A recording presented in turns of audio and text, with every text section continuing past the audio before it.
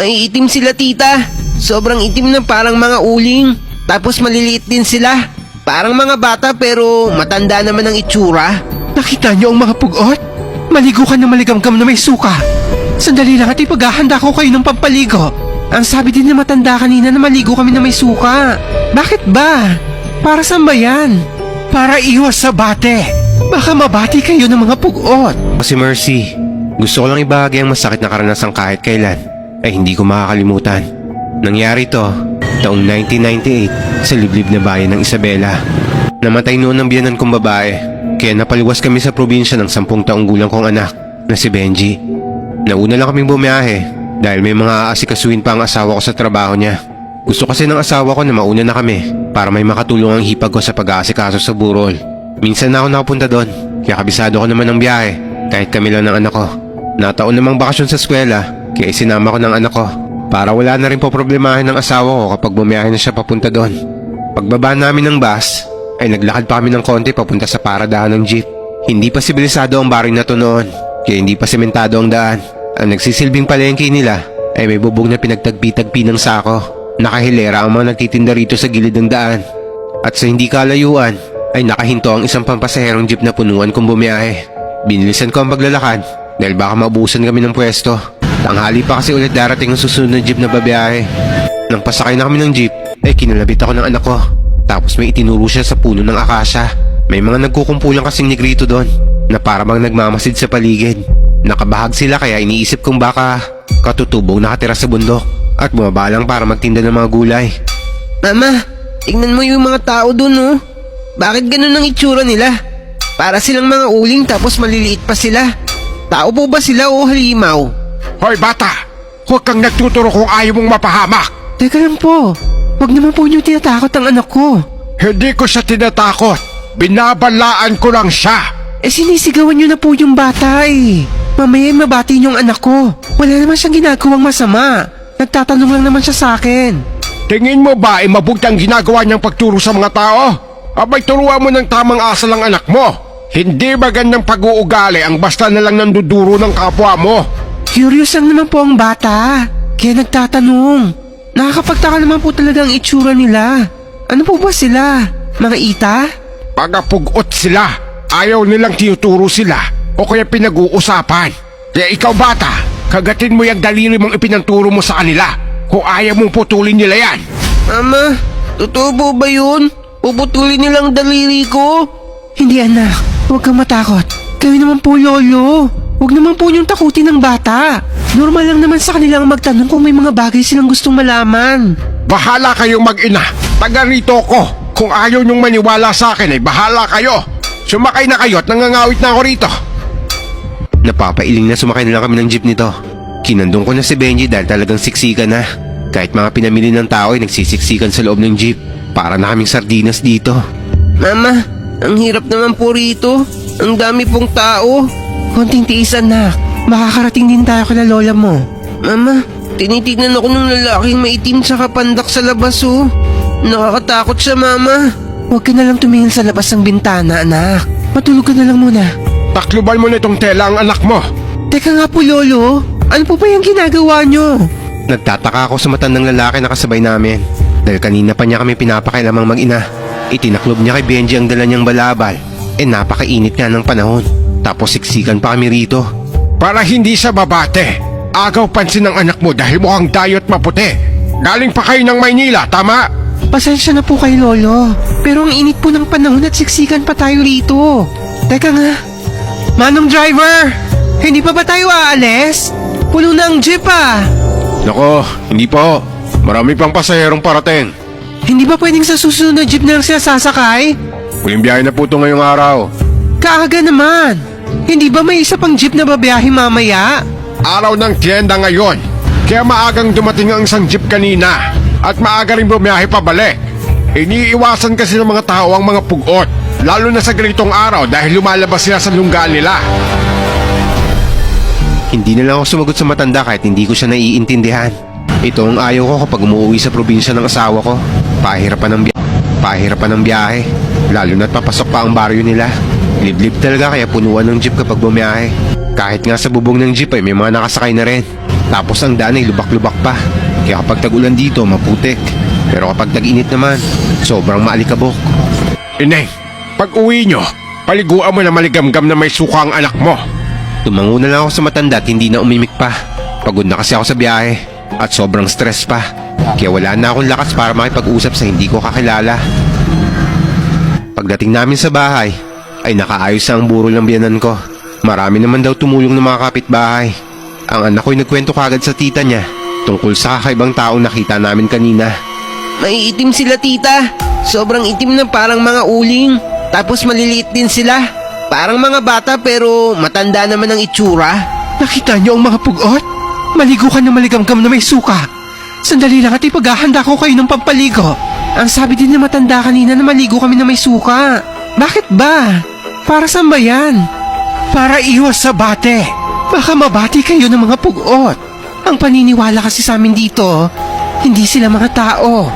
Mga espiritu sila ng kalikasan. Pero sabi-sabi, dati raw silang mga tao.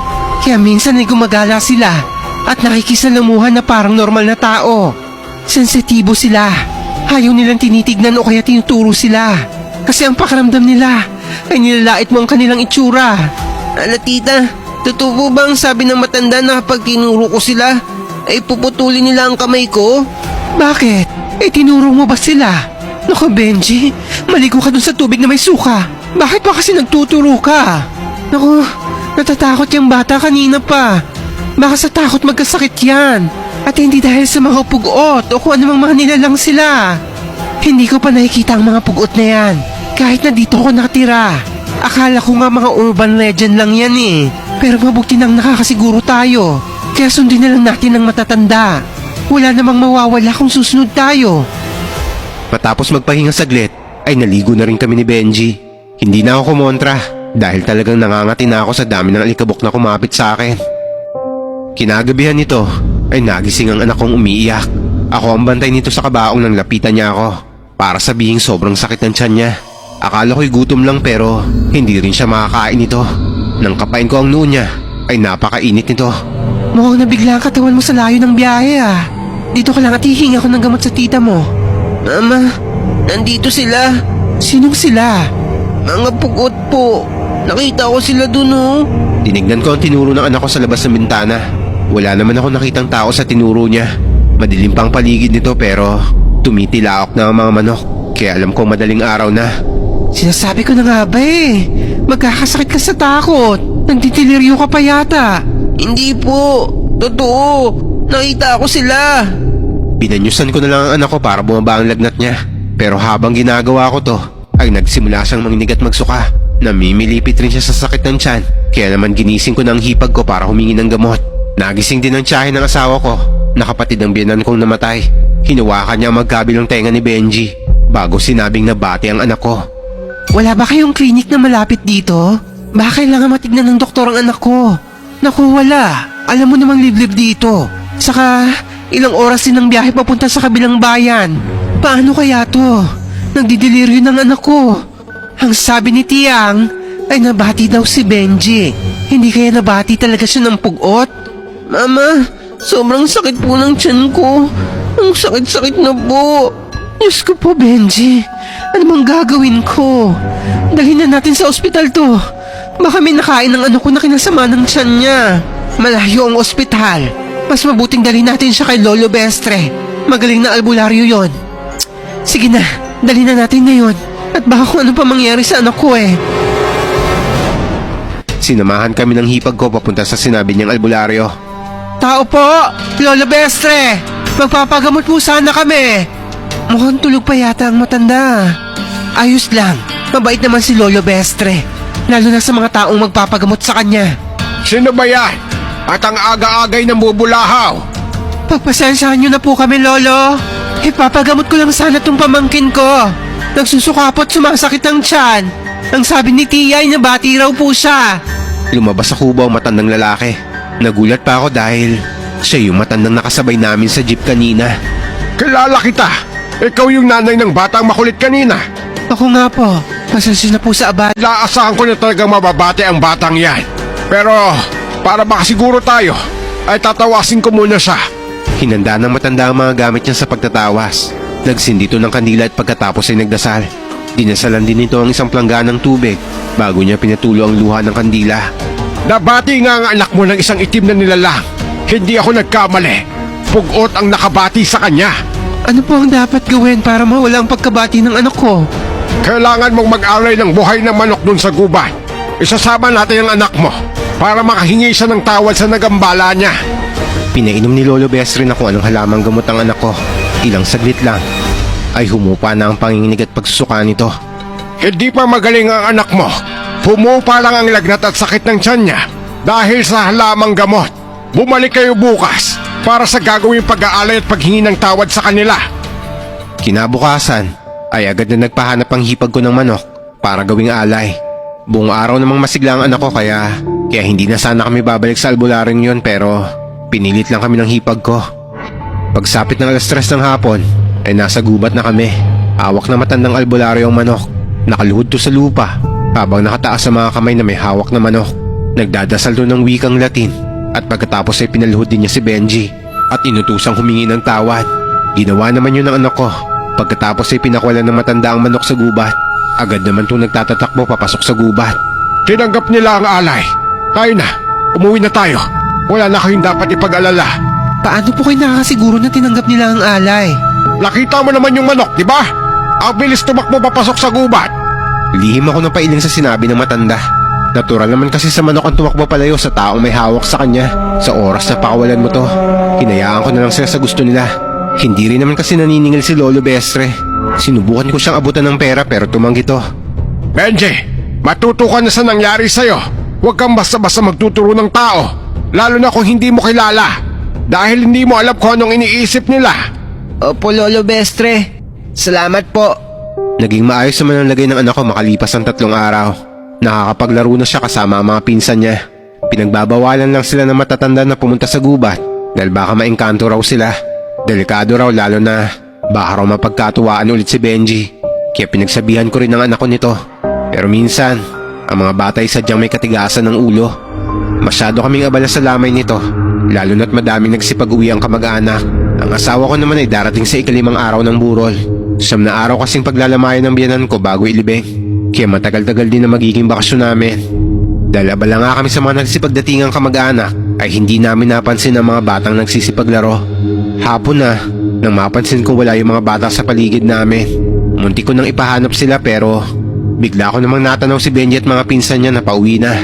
Benji, saan ba kayo pumunta at bakit ang dudungis nyo? Pagod na pagod kayo ah. Yan lang po ma. Naglaro lang kami ng abulan. Sigurado ba kayo? Baka naman pumunta kayo sa gubat. Naku, malilintikan kayo sa aking mga bata kayo. Hindi po tita. Yan lang po kami naglaro sa malapit. Sige na anak, maligo na kayo at magbihis. Maghahapunan na tayo. Pinagsawalang bahala ko ang nangyaring to. Dahil normal naman sa mga bata ang malibang sa paglalaro. Pagsapit ng gabi, ay nagkatabi kami matulog ng anak ko.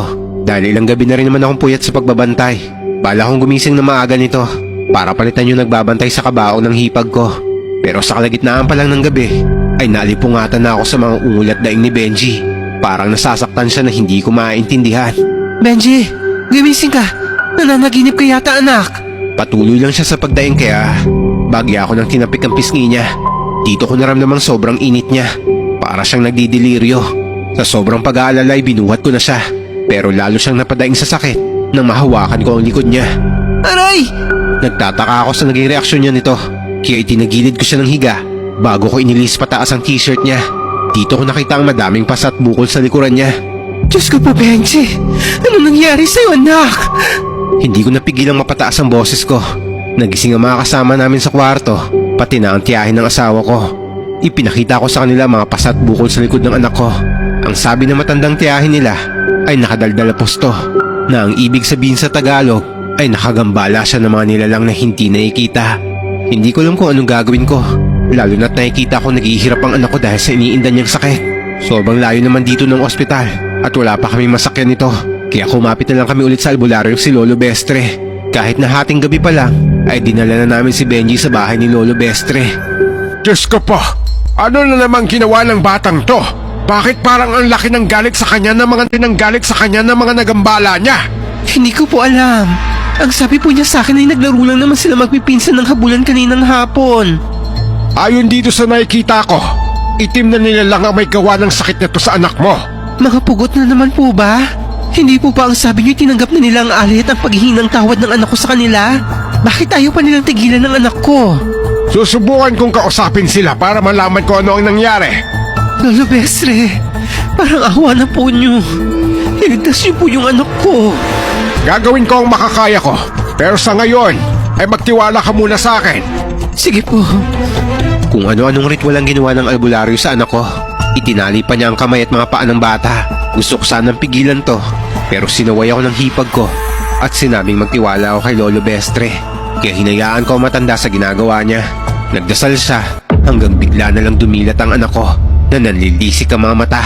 Sinubukan magwala ng anak ko pero napipigilan ng tali ang mga kamay niya hanggang sa kinausap siya ng Lolo Bestre. At ang ikinagulat ko ay iba ang boses ng anak ko na magsalita siya. Parang hindi boses ng bata.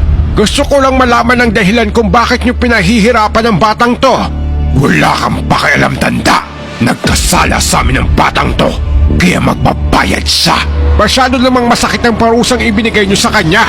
Nag-alay na kami ng buhay ng manok at humingi na rin siya ng tawad. Kaya sana naman ay patawarin niyo na ang bata. Kung sino man ang nagawa ng anak ko ng masama, ako na ang humihingi ng tawad sa inyo. Bata pa po ang anak ko at hindi pa niya alam ang ginagawa niya. Maawa po kayo sa bata. Walang kapatawaran ang ginawa ng batang to. Buhay ang inutang niya. Buhay din ang kabayaran.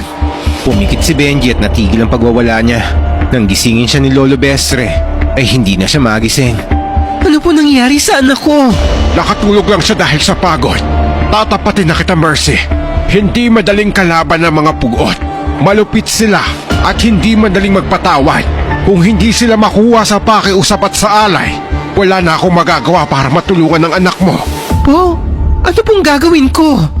Bakit napakalupit naman nila sa bata? Hindi pa alam ng anak ko ang ginagawa niya para parusahan nila ng ganito katindi. Lolo Bestre, kayo lang po ang pag-asa ko. Ginawa ko na ang lahat ng magagawa ko. Pero katulad ng sinabi ko, malupit ang mga pugot. Hindi sila madaling magpatawad. Ano na pong gagawin natin? Hahayaan na lang ba nating patayin nila ang anak ko? May kilala ako mas malakas na albularyo kaysa sa akin. Bukas ay dadaling ko siya sa inyo. Kinabukasan ay hindi pa rin bumubuti ang kalagayan ni Benji. Mas lalo pang lumalala ang mga pantal sa katawan niya. Kaya naisip kong dalhin siya sa ospital kahit malayo pa to. Hirap kami sa pagsakay ng jeep nito pero tiniis ko ang biyahe para lang sa kagalingan ng anak ko. Hapon na makarating kami sa ospital. Maliit na ospital lang yun at kulang pa sa gamit. Wala silang makitang sakit ng anak ko. Maraming test ang ginawa nila pero hindi nila malaman kung ano ang sakit ni Benji. Binigyan lang siya ng antibiotics at pain reliever para sa mga sugat at pantal niya sa katawan. Sinabihan kami ng doktor nito na dalhin siya sa mas malaking ospital dahil mas kompleto raw doon ang gamit. Pero mas malayo naman at aabutin pa ng ilang araw ang biyahe. Lalo na't mahirap ang sakayan sa baryong to. Wala kaming nagawa nang pauwi nila kami. Masyado rin kasing madami ang pasyente rito at wala naman daw sila makitang sakit sa anak ko. Ang sabi ng hipag ko ay ibalik na lang namin siya kay Lolo Bestre at baka sakaling mapagaling siya ng kakilalang albularyo nito. Pagka-uwi namin ay nandito na ang asawa ko at nag-aalala siya sa kalagayan ng anak namin. Nadatnan na rin namin dito si Lolo Bestre kasama ang sinasabi nitong albularyo. Mercy, ano ba nangyari sa anak natin? Bakit nagkaganyan siya? Pinarusahan daw ng mga pugot, Jun. Iuwi na natin si Benji. Mas madaming magagandang ospital sa Maynila. Hindi gagaling ang anak niyo kung aalis kayo nang hindi siya nagagamot. Kasama ko na si Kapilo. Mas mataas ang aral niya kaysa sa akin. Kaya siya ang makakatulong sa inyo. Matagal ko nang naririnig ang mga pugot na yan. Panakot yan sa amin ng mga bata pa lang kami. Hindi basta panakot lang ang mga pugot. Kaya ganyan sila kabagsik. Dahil naging malupit din sa kanila ang kalikasan. Ang dapat nating malaman ay kung ano ang nagawang kasalanan ng anak nyo para parusahan siya ng ganyan. Ipinatawag nila ang mga batang nakalaro ni Benji bago siya nagkasakit. Ipinakwento sa kanila ang totoong nangyari. Nung unay natatakot ang mga bata dahil baka mapagalitan sila. Pero kalaunan ay umamin din ang mga bata na nagpunta sila sa kagubatan at nagtirador sila ng mga ibon. Pero si Benji lang daw ang nakatama ng isa. Hindi kaya alaga ng mga pugot ang ibong napatay ni Benji? Sigurado yan! Nang makausap ko sila sa pamamagitan ni Benji, ay sinabi nilang ilang buhay ang inutang, kaya buhay din ng bata ang kabayaran. Pero tao ang anak ko. Bakit kailangan nilang parusahan ng ganito? Ano na pong gagawin natin ngayon? Paano gagaling ang anak ko? Makikipagkasundo tayo sa kanila. Walang ibang paraan kundi pakiusapan sila at humingi ng tawad. Muli sila nagsagawa ng pagsasapi o kumbante sa anak ko para makausap ang mga pugot, pero ayaw na raw nitong makipag-usap pa. Ang sabi ni Kapilo ay kailangan na namin pumunta mismo sa lugar ng mga pugot para personal na makiusap sa kanila. Kaya naglakbay kami papasok sa gubat kahit madilim ang paligid. Gamit ang malinis na kumot ay itinali namin si Benji sa likod ng asawa kong si Jun. Hindi tayo dapat magsayang ng oras dahil buhay ng bata ang nasa panganib. Habang tumatagal ay lumalala ang kondisyon niya na pwede niyang ikamatay. Diyos ko, huwag naman sana. Saan po ba nakatira ang mga pugot na yan, Kapilo? Kung kailangan kong lumuhod sa harap nila, gagawin ko. Sa pusod ng gubat, mararamdaman ko naman sila sa oras na makarating na tayo doon. Malayo-layong lakaran ang ginawa namin. Umaga na nang makarating kami sa pusod ng gubat. Sumikat na ang araw sa pagitan ng mga dahon ng punong kahoy. Huminto si Kapilo at sumenya sa amin na huwag kaming gumawa ng kahit anong ingay. Nandito na tayo. Wala naman ako nakikitang bahay dito. Bumulong ng orasyon si Kapilo hanggang sa nagkulat na lang kami dahil naglitawan ng mga bahay. Nagkatinginan kami ni Jun at hindi makapaniwala sa nakikita namin. Ang bahay ng mga pugot ay napapalutan ng orasyong tagabulang. Hindi ito makikita ng karaniwang mga mata. Umusa lang ako ng orasyon para makita nyo ang munti nilang tribo. Naglakad si Kapilo papasok sa munting tribo ng mga pugot. Nakasunod naman kami mag-asawa sa kanya habang nakaalalay ako sa anak kong nasa likod ni John. Habang naglalakad kami ay isa-isang lumalabas sa mga maliliit at itim na taong nakatira sa mga kubo. Ang isang lalaki na may maraming kwintas sa katawan ang sumalubong kay Kapilo. Sa tingin ko, siya ang pinuno ng mga pugot. Masama ang pagkakatingin nila sa amin, lalo na sa anak ko. Nag-usap sila Kapilo sa Ilocano, pero itatagalog ko na lang para maunawaan ng lahat. Apo, nandito kami para makiusap na patawarin ng batang to sa kasalanan niya. Walang kapatawaran ng ginawa ng batang yan. Pinatay niya ang alaga ng aking anak. Pero ibon lang po ang napatay ng anak ko. Tao siya at bata lang siya. Hindi niya alam ang ginagawa niya. Kung gusto niyo, bibigyan ko kayo ng maraming ibon. Kapalit ng ibong napatay ng anak ko. Lapastangan! Hindi napapalitan ng kahit 1,000 ibon ng alaga ng aking anak. Pumatay ang anak mo. Dapat din siyang mamatay. Napalapit niyo naman po. Tao ang anak ko. Hindi siya isang ibon lang. Pantay-pantay lahat ng bawat buhay. Kung mahalaga ang buhay ng anak mo, mahalaga rin ang buhay ng ibon ng alaga ng anak ko. Napaluhod na ako nito habang umiiyak. Hindi ko na sila makuha sa paliwanagan. Kaya nagpakumbaba na ako. Nagmakaawa ako para sa buhay ng anak ko. Maawa po kayo sa buhay ng anak ko. Marami pa siyang pangarap na gustong matupad. May naghihintay pa sa kanyang magandang buhay. Ako na humihingi ng tawad sa inyo. Patawarin niyo yung anak ko. Lumuhod na rin si Jun nito para magmakaawa. Pero nanatiling matigas ang puso ng mga pugot. Hindi man lang sila naawa. Matalim pa rin ang pagkakatitig nila sa amin. Apo, maawa kayo sa mag-asawang to. Magulang din kayo kaya sana maintindihan nyo ang hinaing nila. Naiintindihan ko ang galit nila. Pero hindi nila mababago ang isip namin. Kung magpapatawad kami, para saan pang magpaparusa? Nagdusa na po ang bata. Natutunan niya na ang leksyon niya. Pero ang pagluluksa namin ay hindi mawawala. Pare-pareho lang kaming nagluluksa at nagdurusa ngayon. Kaya umalis na kayo. Dahil wala kayong awang makukuha sa amin. Umalis sa mga pugot at pumasok sa mga bahay nila. Pagpasok nila ay naglaho muli sa paningin namin ng mga kubo nila. Kapilo, tulungan mo kami. Mahawa ka sa anak namin. Ginawa ko na ang lahat. Pasensya na. Yun lang yun? Ginawa mo na ba talaga ang lahat? Bakit hindi mo pagalingin ang anak ko? Hindi ako Diyos, Jun. Wala na akong magagawa pa. Kahit nalabanan ko ang mga pugot, kahit patayin ko sila, ay hindi natin mababawi ang parusang binigay nila sa anak nyo. Dadanak lang ang dugo at maraming buhay ang mabubuwis.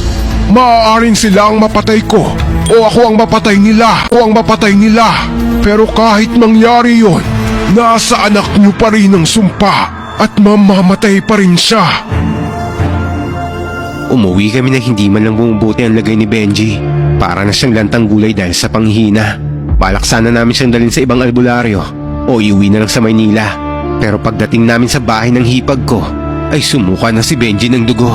Hirap na hirap siyang magsalita at puro luha na lang ang lumalabas sa mata niya. Ramdam ko ang paghihirap ng anak ko, pero wala akong magawa nito. At sa hindi ko inaasahang pagkakataon, bago sumapit ang gabi, ay binawian siya ng buhay. Sobrang sakit na nararamdaman namin nito. Hindi pa man nalilibing ang lola niya, ay siya naman ang pinaglalamayan namin. Sobrang sakit na maalala ang pangyayaring to sa buhay namin. Hindi ko matanggap na masigla ang anak ko nang umuwi kami sa Isabela. Pero bangkay ko na tong iuuwi sa amin. Napakalupit na mga pugot. Hindi nila binigyan ng pagkakataon ng isang batang nagsisi naman sa nagawa niyang kasalanan. Matagal na panahon nang hindi ako umuwi sa probinsya ng asawa ko. Dahil sa pangyayaring to, hindi ko kasi matanggap na ilang araw lang na pamamalagi namin doon ay namatay ang anak ko. Dahil lang sa isang ibon, buhay na ng anak ko ang naging kapalit nito. Nalaman ko rin kay Kapilo ang kwento tungkol sa mga pugot. Sabi niya, isa raw silang tribo noong unang panahon. Mga normal na tao na may normal na taas at kulay. Nakatira sila sa gubat at pangangaso ang kanilang kinabubuhay. Hanggang isang lugar daw sa loob ng kagubatan ang ipinagbabawal na pasukin. Dahil ang lugar daw na yon ay itinuturing niya sagrado at pag-aari ng isang diwata. Pero isang araw ay napadpad raw sila sa sagradong lugar na yon at napatay nila ang usa na alaga ng diwatang yon. Kaya dahil daw doon ay isinumpa ng diwata ang lahi ng mga pugot. Lumiit sila at umitim ang kanilang balat. Naging maliksi ang kilos at nagkaroon ng malahalimaw na kakayahan. Kaya raw nila maging invisible sa paningin ng iba. Pero minsan ay gusto raw nilang nakikisalamuha sa mga normal na tao. Katulad na lang ng pangyayaring nasa jeep kami ni Benji. Nagpakita sila at kumilos sa parang normal na tao.